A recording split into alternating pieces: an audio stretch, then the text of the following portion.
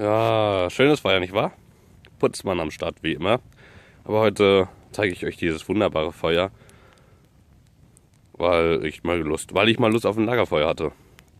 Und ist es jetzt, ich habe jetzt keine Uhr da, ich sehe gerade keine, weil ich bin ja mitten im Wald.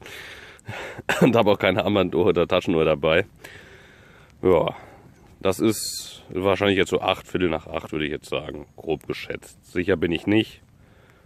Jetzt fragen sich wahrscheinlich einige, wer macht ein Lagerfeuer 8 Uhr morgens? Ich sag mir einfach nur, warum nicht um die Uhrzeit? Ich finde das besser als gar kein Video. Deswegen. Ich finde das auch ganz schön, mal was Entspanntes zu machen. Weil es gibt in meinen Augen nichts Entspannenderes als ein Lagerfeuer. Das Problem ist, dass da jetzt so ein Dummschwätzer hinten im Hintergrund ist, der einfach nicht das Maul halten kann. Das ist das Schlimme daran.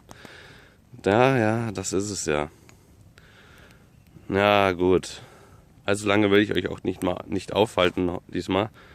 Es wird ein ganz kurzes Video, aber ich hoffe, es hat euch gefallen. Und ich werde jetzt gleich noch eins machen. Das geht auch nur so knapp 1 bis maximal 2 Minuten.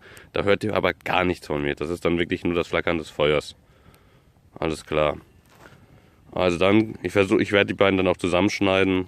Und ja, also viel Vergnügen für das nächste Video.